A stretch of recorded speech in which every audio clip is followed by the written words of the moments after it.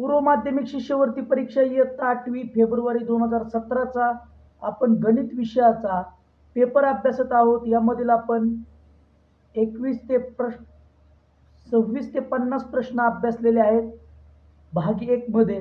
तर आज आपण भाग 2 अभ्यासणार आहोत, म्हणजे 51 ते 75 प्रश्न अभ्यासणार आहोत. तत्पूर्वी तुम्ही जर माझ्या चॅनलला सबस्क्राईब केलं नसेल तर सबस्क्राईब करा आणि लगेच आपण व्हिडिओला सुरुवात करूयात.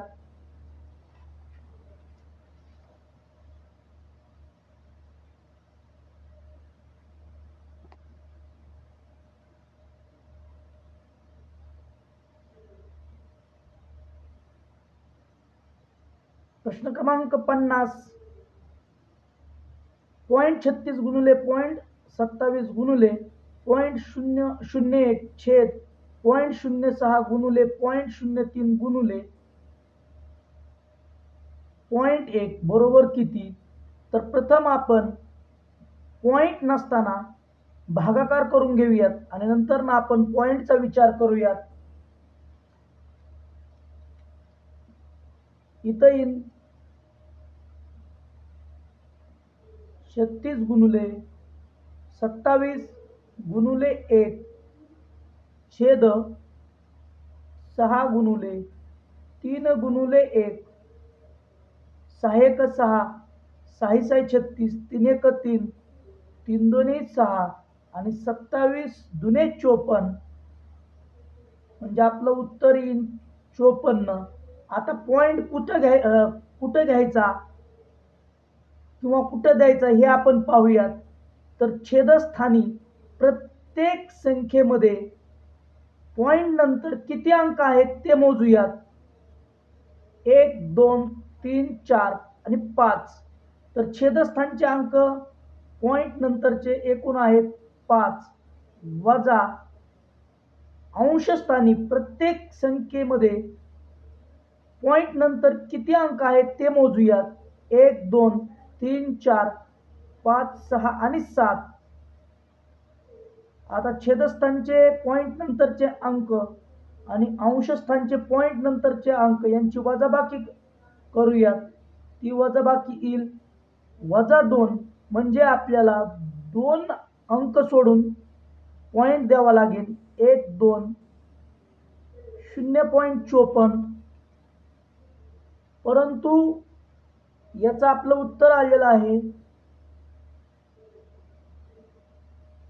0.54.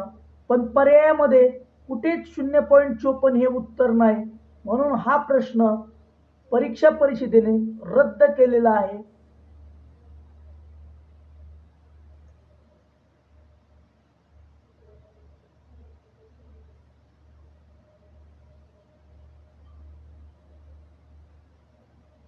प्रश्न क्रमांक 51. 13 सेमी बाजू असलेल्या समभुज चौकोनाच्या एका कर्णाची लांबी 24 सेंटीमीटर असल्यास दुसऱ्या कर्णाची लांबी किती?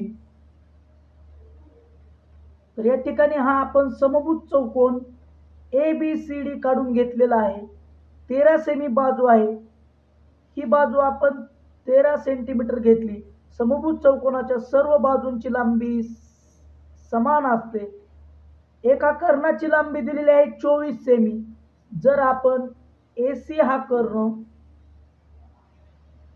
24 घेतला तर समभुज चौकोनाचे कर्ण परस्परांना काटकोनामध्ये दुभागतात, म्हणून AO ची लांबी इन 12. तर ही लांबी आली 12 सेंटीमीटर. पायथागोरसच्या त्रिकुटीनुसार 13 12 आणि ही लांबी आपल्याला OD ही लांबी मिळेल 5 सेंटीमीटर आणि BD ही लांबी मिळणार आहे 5 च्या दुप्पट 10 सेंटीमीटर. म्हणजे दुसरा कर्ण आपल्याला मिळणार आहे 10 सेंटीमीटर. पर्याय क्रमांक 2 हे आपलं उत्तर बरोबर असेल.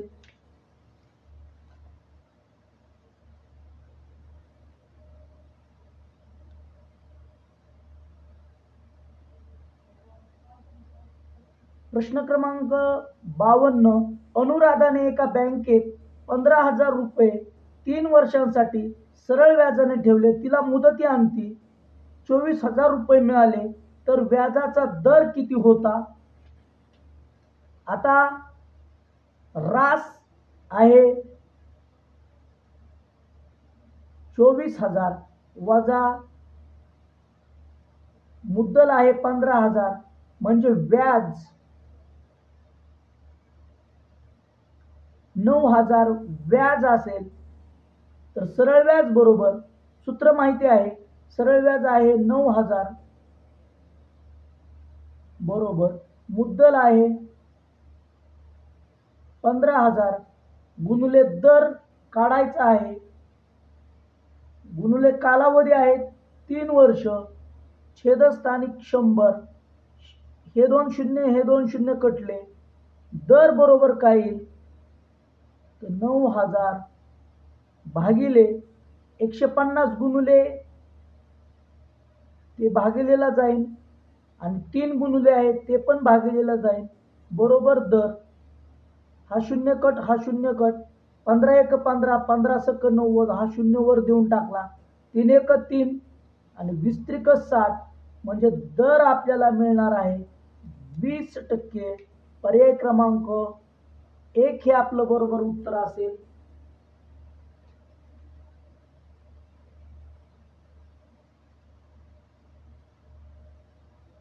प्रश्न क्रमांक 53. खालीलपैकी कोणते विधान सत्य आहे म्हणजे बरोबर आहे? चौरस हा आयत असतो, हे विधान बरोबर आहे. आयत हा समांतरभुज चौकोन असतो, हे विधान बरोबर आहे. चौरस हा समांतरभुज चौकोन असतो, हे पण बरोबर आहे. समभुज चौकोन हा चौरस असतो, हे विधान चुकीचं आहे. 2 अचूक पर्याय आपल्याला निवडायचे आहे. अ आणि ब हे पण बरोबर असेल, ब आणि क हे पण बरोबर असेल, म्हणून 1 आणि 2 हे पर्याय आपले बरोबर येणार आहेत.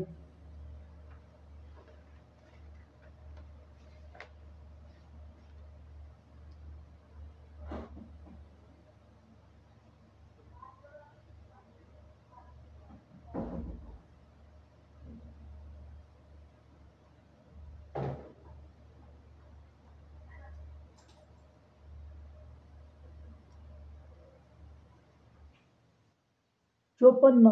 एका शंकूचे वक्र पृष्ठफळ 204.1 चौरस सेंटीमीटर आहे. त्याच्या तळाची त्रिज्या 5 सेंटीमीटर असल्यास त्याची लंब उंची किती असेल?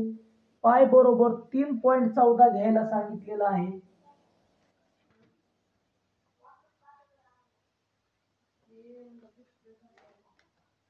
तर हा शंकू आपण काढून घेतलेला आहे. याचं वक्र पृष्ठफळ आहे 204.1 चौरस सेंटीमीटर. त्रिज्या r आहे. इथं आपण r बरोबर 5 सेंटीमीटर. तर आपल्याला ही लंब उंची म्हणजे h ची किंमत काढायची आहे. शंकूचं वक्र पृष्ठफळ असतं पाय r l बरोबर ते दिलेलं आहे 204.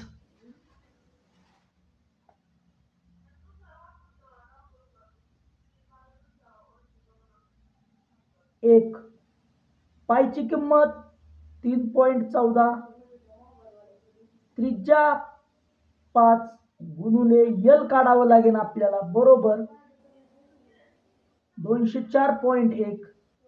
यल बरोबर 204.1 भागिले 3.14 गुणिले 5 15.70 किंवा 15.7. यल बरोबर येईल 13. आता यल 13 आल्यानंतर इथं 90 अंशाचा कोन तयार होतो. पायथागोरसचं त्रिकूट आहे. हे 13 हे 5 असेल तर आपल्याला h म्हणजे लंब उंची मिळेल 12 सेंटीमीटर. पर्याय क्रमांक 2 हे आपलं उत्तर बरोबर असणार आहे.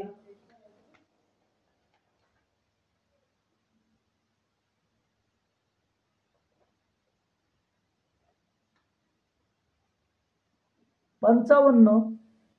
3x घन वजा 2x वर्ग अधिक 5 या बहुपदीत कोणती बहुपदी मिळवली असता 3x वर्ग अधिक 4 ही बहुपदी मिळेल.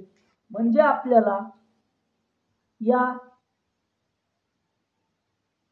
3x चा वर्ग अधिक 4 यामधून 3x चा घन वजा 2x चा वर्ग अधिक 3 ही बहुपदी वजा करावी लागेल. 3x चा वर्ग अधिक 4 वजा आतली पूर्णतः चिन्ह बदलतील. 3x चा घन वजा वजा अधिक होईल. 2x चा वर्ग वजा 3 आता वजा 3x चा घन कारण घात 3 असलेलं एकच पद आहे. 3x वर्ग अधिक 2x वर्ग अधिक 5x चा वर्ग 4 मधून 3 गेले अधिक 1 राहील. हे आपलं उत्तर असेल. पर्याय क्रमांक 3 हे आपलं उत्तर असेल.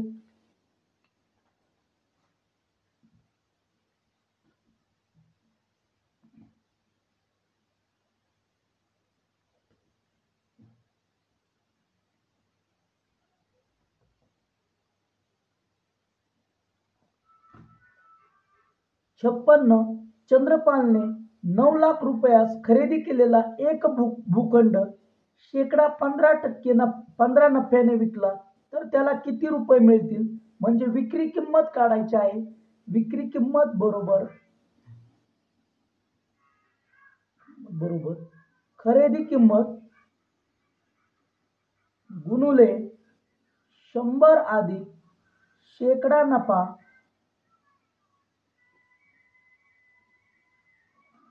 छेद 100 हे सूत्र आपण वापरूयात. तर खरेदी किंमत आहे 9 लाख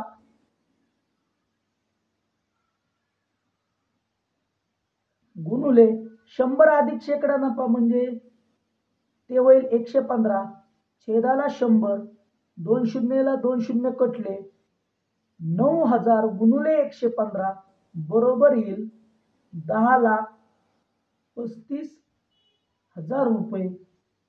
हे आपलं पर्याय क्रमांक 3 हे आपलं उत्तर येणार आहे.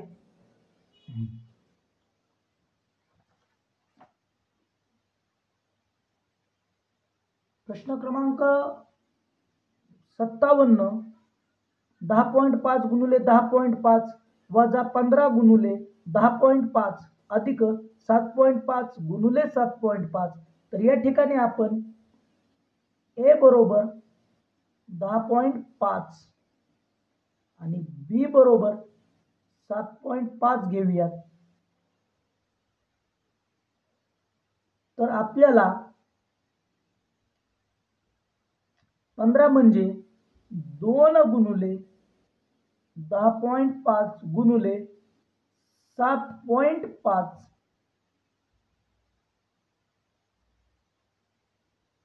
15 म्हणजे 2 गुणुले 7.5 असणार आहे. म्हणजे आपल्याला या सूत्रानुसार हे सोडवावं लागेल. ए वर्ग वजा 2ab अधिक बी वर्ग छेदाला ए वजा बी. यावरून आपल्याला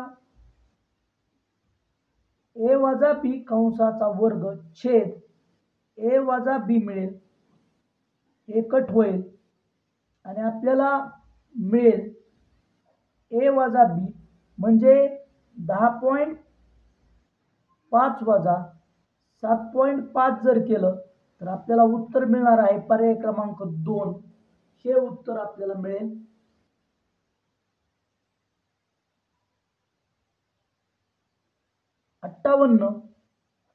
एका सभागृहाची लांबी 20 मीटर व रुंदी 17 मीटर आहे. त्या सभागृहात अर्धा मीटर म्हणजे 1/2 मीटर असतं. बाजू असलेल्या चौरसाकृती फरशा बसवायचा आहेत तर अशा किती फरशा लागतील? तर त्या सभागृहाचं क्षेत्रफळ, एकूण क्षेत्रफळ असेल लांबी गुणुले रुंदी आणि एका फरशीचं क्षेत्रफळ असेल, आता फरशी चौरसाकृती आहे म्हणून बाजूचा वर्ग हे केलं की आपल्याला एकूण फरशा मिळतील. तर एकूण फरशा बरोबर इथं सभागृहाची लांबी 20, रुंदी 17 छेद बाजूचा वर्ग म्हणजे 1/2चा वर्ग 1/4 येईल. आता हे 4 इथलं 4 इथं गुणुलेलं जातं म्हणजे 20 गुणुले 17 गुणुले 4 20 चौक 80, 80 गुणुले 17, पर्याय क्रमांक 1360 आपल्याला मिळणार आहे. पर्याय क्रमांक येईल 1.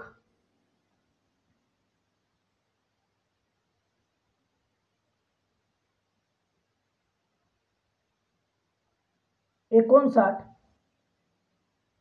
720 मीटर लांबीची दोरी समान अंतरावर 7 ठिकाणी कापली तर प्रत्येक तुकड्याची लांबी किती डेसिमीटर येईल?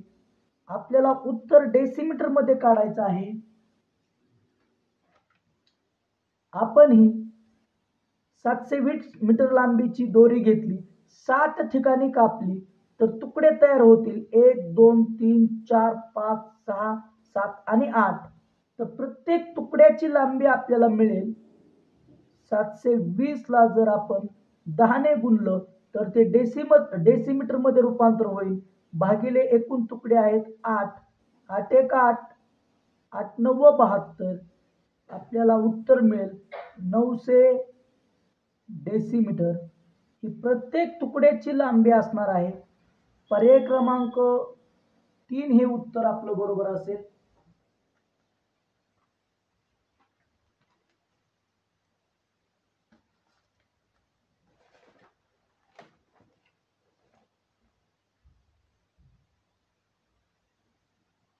प्रश्न क्रमांक 60. 2x अधिक 3 कंसाचा घन अधिक 64 या बहुपदीचे अवयव पुढीलपैकी कोणते? तर हीच बहुपदी आपण अशी लिहू शकतो 2x अधिक 3 कंसाचा घन अधिक हा 64 कुणाचा घन आहे तर तो 4चा घन आहे. आता आपण ए घन अधिक बी घन बरोबर पहिल्या कंसात ए अधिक बी, दुसऱ्या कंसात ए वर्ग वजा ए बी अधिक बी वर्ग या सूत्रानुसार हे सोडून घेऊयात. इथं याला ए म्हणूयात आणि या 4 ला बी म्हणूयात. तर पहिल्यांदा ए अधिक बी म्हणजे 2x अधिक 3 अधिक बी म्हणजे 4, दुसऱ्या कंसात 2x अधिक 3 कंसाचा वर्ग वजा 2x अधिक 3 गुणुले 4 अधिक 4चा वर्ग 16. आता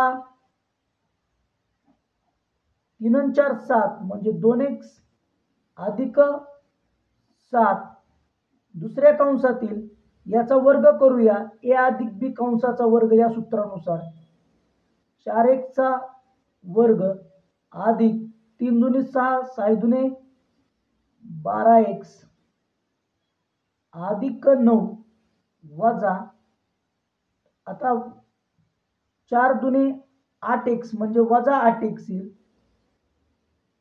4 त्रिक 12 वजा 12 येईल कारण कंसाच्या बाहेर वजा चिन्ह आहे अधिक 16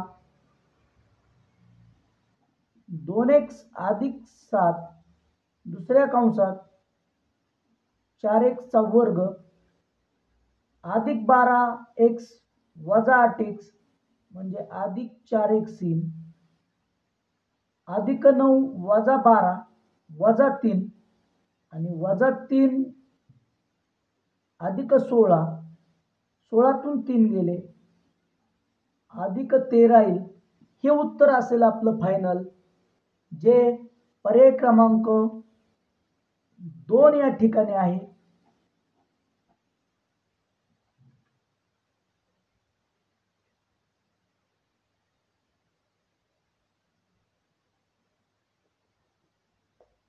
एकसष्ट. एक दुकानदार मोबाईलच्या छापील किमतीवर 8% सूट देतो. त्याने एक मोबाईल 18,400 रुपयास विकला तर त्या मोबाईलची छापील किंमत किती?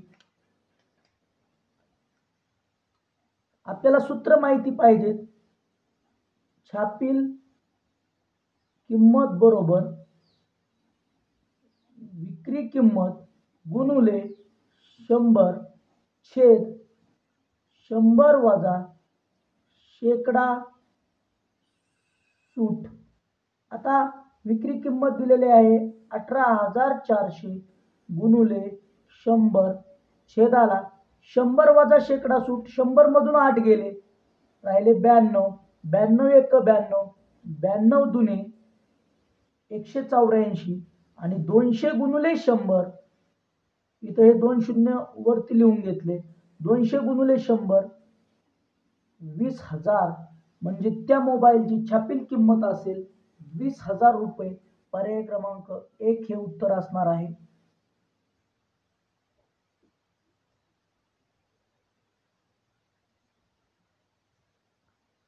बासष्ट. एका वर्तुळाकार बागेची त्रिज्या 35 मीटर आहे. त्या बागेभोवती तारेचे चार पदरी कुंपण घालण्यासाठी प्रति मीटर 44 रुपये प्रमाणे किती खर्च येईल? तर ही आहे वर्तुळाकृती बाग. याची त्रिज्या आहे 35 मीटर. तर तारेचे 4 पदरी कुंपण म्हणजे आपल्याला असे कळणी 4 पदरी कुंपण घालायचं आहे. म्हणजे परीघ एकूण खर्च म्हणजे काय असेल तर परीघ गुणुले एकूण पदर किती 4. प्रति मीटरचा दर आहे 44 रुपये. परीघ काय असतो 2 गुणुले पायची किंमत 22/7 गुणुले त्रिज्या किती, त्रिज्या आहे 35 गुणुले 4 गुणुले 44. 7 एक 7, 7 5 35 येईल. आता 2 गुणुले 22, 44 गुणुले 5 20 आणि गुणुले पुन्हा हे 44.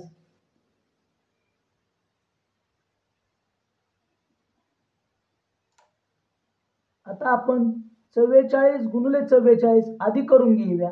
म्हणजे 44 चा वर्ग, 44 चा वर्ग 16 16 4 चौक 16 16 दुनी 32 320 6 3 9 1936 येईल. 1936 गुणुले 20 1936 गुणिले 20 येईल आपलं उत्तर 38,720 रुपये इतका आपल्याला खर्च येणार आहे. पर्याय क्रमांक 1 हे उत्तर येईल.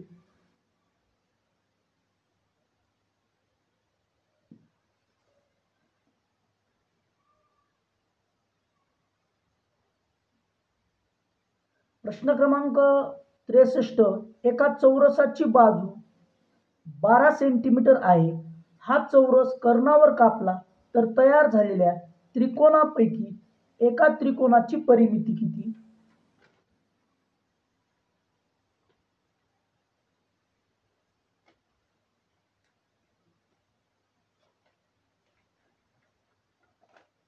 तर या ठिकाणी आपण चौरस ABCD काढलेला आहे. त्याची बाजू 12 आहे, म्हणजे ही बाजू 12, ही बाजू 12, ही बाजू 12 आणि ही बाजू 12. तर आता कर्ण कसा मिळेल आपल्याला चौरसाचा? कर्ण बरोबर वर्गमुळात 2 गुणुले बाजू असतं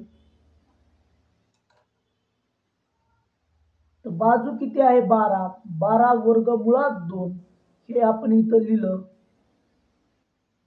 आणि हा जर आता आपल्याला एका त्रिकोणाची AC पासून हा कर्ण जर आपण कापला तर आता आपल्याला ABC या त्रिकोणाची परिमिती काढावी लागेल. त्रिकोण ABC ची परिमिती बरोबर तिन्ही बाजूंची बेरीज असते 12 अधिक 12 अधिक ह्या AC ची लांबी 12 वर्गमुळात 2. 12 आपण 12 कॉमन घेऊयात. 12 कंसामध्ये 1 अधिक 1 अधिक वर्गमुळात 2. 1 अधिक 1 2 म्हणजे 12 कंसात 2 अधिक वर्गमुळात 2 सेंटीमीटर ही या त्रिकोणाची परिमिती येणार आहे. म्हणजे आपल्याला उत्तर मिळेल पर्याय क्रमांक 3 हे आपल्याला उत्तर मिळणार आहे.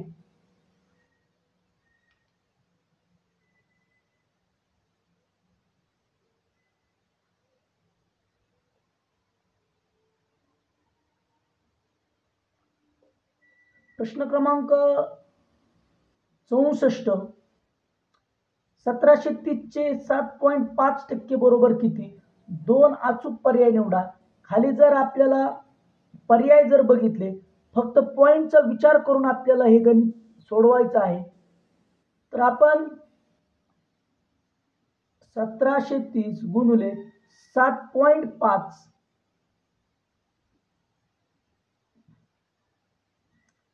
छेदाला 100. आता हा पॉइंट जर इकडं सरकवला तर इथला एक शून्य कट होतो म्हणजे आपल्याला मिळेल 173 गुणिले 75 आणि छेदाला 100. तर आपल्याला हा जर गुणाकार केला 173 गुणिले 75 तर तो गुणाकार आपल्याला मिळणार आहे 129 75 म्हणजे 12,975. आता जर हे दोन शून्य कट केले आपण छेदाचे तर पॉइंट इथं येणार आहे म्हणजे आपल्याला पर्याय क्रमांक 1 हे उत्तर मिळेल. आणि जर आपण 12,975 गुणिले 100 म्हणजे काय असतं तर 10चा वजा दुसरा घात येतं. पर्याय क्रमांक 2 हेही उत्तर आपलं बरोबर असेल.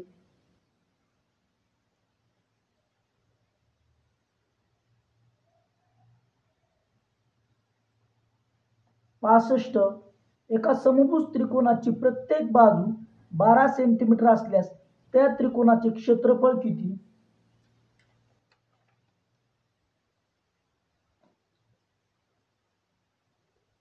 तर हा समभुज त्रिकोण ABC आपण काढलेला आहे. त्याच्या सर्व बाजूंची लांबी समान असते.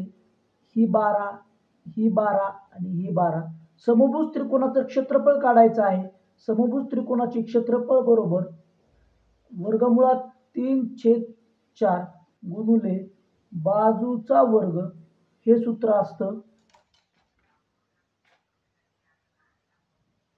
आता वर्गमुळात 3/4 गुणिले बाजू दिलेली आहे 12. वर्ग करण्यापेक्षा 12 गुणिले 12 केलं. 4 1 4, 4 त्रिक 12 आणि 12 त्रिक 36. 36 वर्गमुळात 3 चौरस सेंटीमीटर हे समभुज त्रिकोणाचं क्षेत्रफळ असणार आहे. पर्याय क्रमांक 2 हे आपलं बरोबर उत्तर असेल.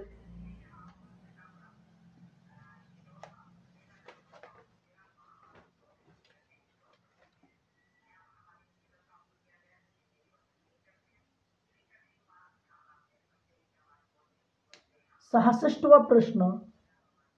खालीलपैकी कोणती राशी बहुपदी नाही? x वर्ग वजा 3/x अधिक 7, 5x वर्ग वजा 10x वजा 5 वजा 10/3x घन वजा 5x आणि ड आहे वर्गमुळात 3 xचा 5वा घात वजा 7/2x वजा 3/2. तर पर्याय क्रमांक म्हणजे पर्याय क्रमांक 1 ही राशी बहुपदी नाही, एकदम सरळ सरळ आहे. कारण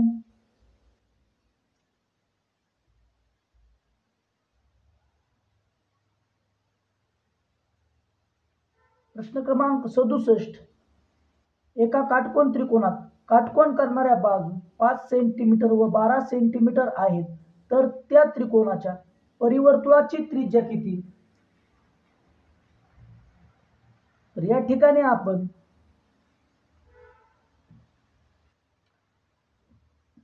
ABC हा काटकोन त्रिकोण काढलेला आहे. त्याची एक बाजू 5 सेंटीमीटर, दुसरी बाजू 12 सेंटीमीटर आणि या 3 शिरोबिंदूतून जाणार एक परिवर्तुळ काढलेला आहे. या परिवर्तुळाचा केंद्र O आहे. बघा, जर बी या ठिकाणी काटकोन होत असेल तर त्याच्या समोरचा AC हा कर्ण असतो, पण हे परिवर्तुळ आहे म्हणून आपल्याला माहिती अर्धवर्तुळातील कोन हा काटकोन असतो. म्हणून ह्या AC हा व्यासफल होईल. तर आपल्याला पायथागोरसच्या त्रिकुटानुसार हे 5 हे 12 आहे. 5, 12 आणि 13 हे पायथागोरसचं त्रिकूट आहे. म्हणून आपल्याला व्यास मिळाला 13 सेंटीमीटर आणि त्रिज्या मिळेल त्या परिवर्तुळाची व्यासाच्या निमपट त्रिज्या असते 6.5 सेंटीमीटर असेल. बेक बे बेसकी 12 राहिला 1 आणि 5 म्हणजे 6.5 सेंटीमीटर. पर्याय क्रमांक 1 हे उत्तर आपलं बरोबर असेल.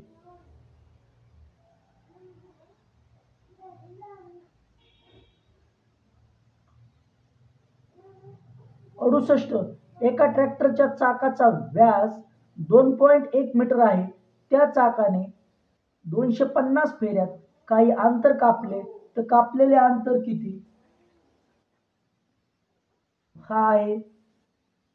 हे आहे चाक. आता अंतर जर काढायचं असेल तर आपल्याला या चाकाचा परीघ काढावा लागतो. आता व्यास दिलेला आहे म्हणजे ही पूर्ण लांबी दिलेली आहे 2.1 मीटर आणि फेरे घेतलेले आहेत 250 फेरे.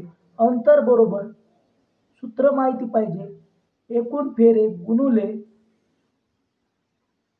परीघ. फेरे बरोबर 250 गुणुले परीघ. परीघ आहे पाय डी. पाय 22/7 गुणिले व्यास आहे 2.1. 7 1 7, 7 त्रिक 21 म्हणजे 0.3. आता आपल्याला हा 0 जर आपण कट केला तर हा पॉइंट इथं जाईल म्हणजे 25 गुणुले 22 गुणुले 3, 25 त्रिक 75, 75 गुणुले 22, 22 पंच 110, हातच्याला आले 11, 22 सत्त 154 आणि 11 165 मीटर. ह्याचं जर आपण किलोमीटर मध्ये रूपांतर केलं तर आपल्याला 1000 ने भागावं लागेल म्हणजे आपल्याला उत्तर मिळेल 1.65 किलोमीटर. पर्याय क्रमांक 4 हे आपलं उत्तर बरोबर असेल.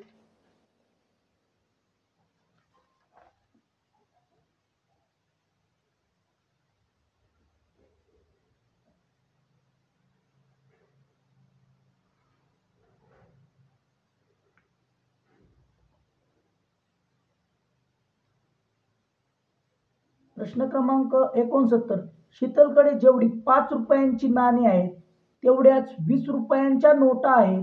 तिच्याकडे एकूण 600 रुपये आहेत, तर शीतलकडे असलेल्या नोटांची संख्या किती?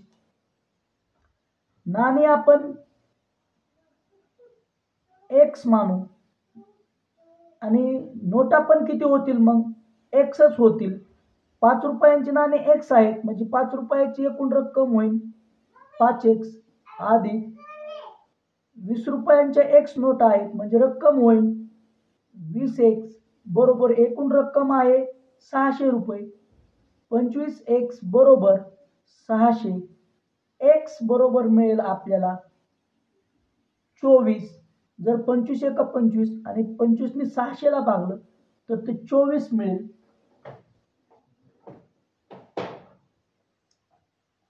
तर या ठिकाणी आपल्याला फक्त नोटांची संख्या विचारलेली आहे, नाणी विचारलेलं नाही. म्हणजे एक्सची किंमत काय आली, 20 रुपयांच्या नोटा आहेत 24.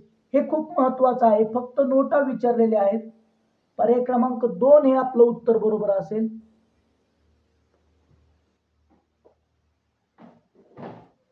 70वा प्रश्न, 5m अधिक 7n ची बेरीज व्यस्त संख्या व वजा 2m वजा 3n ची बेरीज व्यस्त संख्या यांची बेरीज किती? आता 5m अधिक 7n याची बेरीज व्यस्त संख्या येईल वजा कंसात 5m अधिक 7n.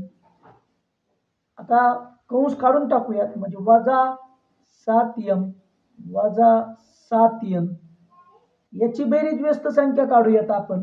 याची बेरीज व्यस्त संख्या काय येईल?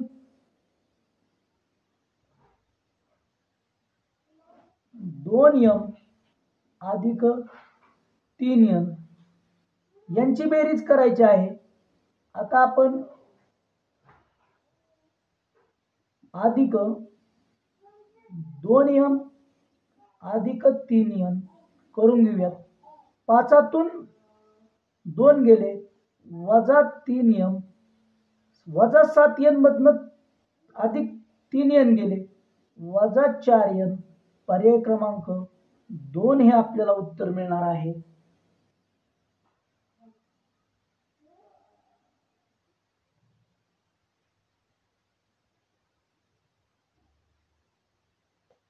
प्रश्न क्रमांक 71, खालीलपैकी कोणत्या पर्यायातील संबंध अचूक आहे?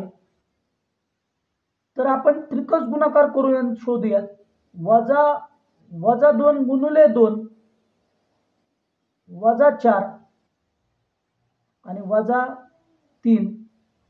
तर हे वजा 3 असं मोठं पाहिजे होतं, म्हणजे हे चुकीचं आहे. वजा 2 गुणिले 2 वजा 4 आणि 3 एक 3, पण हे इकडं चिन्हाचं तोंड हवं होतं, हे पण चुकीचं आहे. वजा 5 गुणिले 3 वजा 15 आणि वजा 8. हे वजा 8 मोठं असतं. हा पर्याय बरोबर आहे. पर्याय क्रमांक 3 हे बरोबर आहे.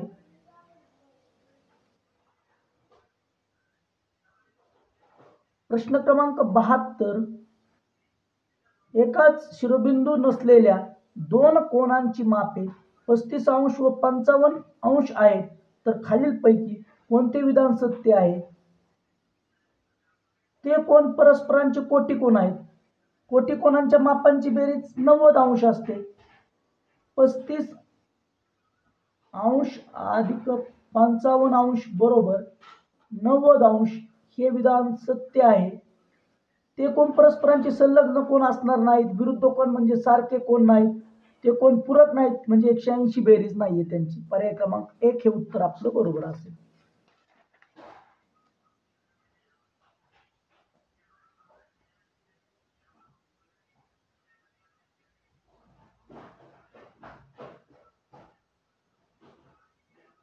प्रश्न क्रमांक 73 व 74 साठी सूचना. एका शहरातील 4 वेगवेगळ्या प्रभागातील राहणाऱ्या बालकांच्या पोलिओ डोस दिला गेला की नाही याचे सर्वेक्षण करून प्राप्त माहिती खालील विभाजित स्तंभालेखाद्वारे दर्शवली आहे. तिचे निरीक्षण करा व त्याखाली विचारलेल्या प्रश्नांची उत्तरे द्या.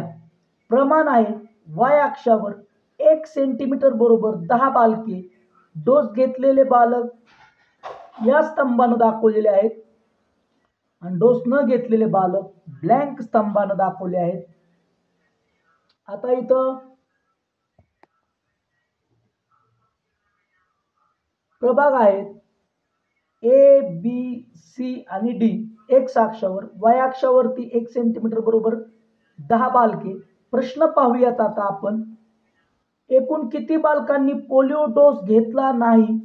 नाही हे महत्वाचं आहे. तर पोलिओ डोस न घेतलेले इथं आहेत 20, इथं आहेत 10, इथं आहेत 20 आणि प्रभाग डी मध्ये आहेत 20. 20, 20, 40, 50 आणि 20, 70 बालकांनी पोलिओ डोस घेतलेला नाही, म्हणून पर्याय क्रमांक 3 हे बरोबर आहे. 74वा प्रश्न. प्रभाग ए व प्रभाग डी यांच्यामधील पोलिओ डोस घेतलेल्या बालकांचे गुणोत्तर किती? ए व डी प्रभागामधील. ए प्रभागामध्ये पोलिओ डोस किती जणांनी घेतला आहे? तर 60 बालकांनी घेतलेला आहे.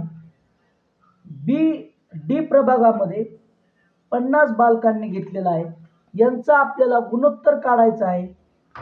60, 50, 00 कट होईल, 6, 5. पर्याय क्रमांक 1 हे आपल्याला उत्तर मिळेल.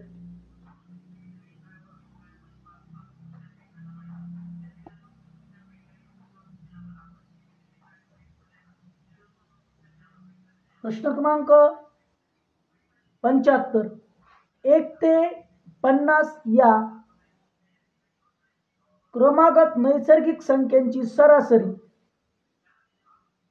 क्रमवार 1 ते 25 संख्यांच्या सरासरीपेक्षा कितीने जास्त आहे?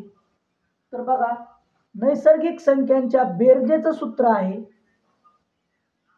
n गुणुले n अधिक 1 छेदाला 100 छेदाला 2. आता आपल्याला सरासरी काढायची आहे. किती? n म्हणजे एकूण संख्या. 1 ते 50 मध्ये एकूण संख्या आहेत 50. 50 गुणुले 50 अधिक 1 51 छेद 2. परंतु आपल्याला सरासरी काढायची आहे, म्हणजे पुन्हा आपल्याला 50 ने भागावं लागेल. आता आपल्याला क्रमवार 1 ते 25 संख्यांची सरासरी काढूया आपण. 25 गुणुले 25 अधिक 1 26 छेदाला 2 गुणुले 25. कारण सरासरी आपल्याला 25 संख्यांची काढायची आहे. ही आहे बेरजेचं सूत्र आणि भागिले 50 म्हणजे त्यांची सरासरी. 50 ला 50 कट होईल, 25 ला 25 कट होईल. आता आपल्याला कितीने सरासरी मोठी आहे ते काढायचं आहे. म्हणजे 51/2 वजा 26/2 बेक बे 25.5 आला असतं हे, वजा 13 बेक बे आणि 13 आला असतं. 25.5 मधनं 13 गेले 12.5, म्हणजे आपल्याला सरासरी मिळाली असती. पर्याय क्रमांक 2. तर या ठिकाणी आपण 1 ते 25 51 ते 75 प्रश्न अभ्यासलेले आहेत. जर तुम्ही माझ्या चॅनलला सबस्क्राईब केलं नसेल तर सबस्क्राईब करा आणि सर्व पूर्व माध्यमिक शिष्यवृत्ती परीक्षांचे मागील सर्व प्रश्नपत्रिकांचे व्हिडिओ माझ्या चॅनलवरती जाऊन पहा. धन्यवाद.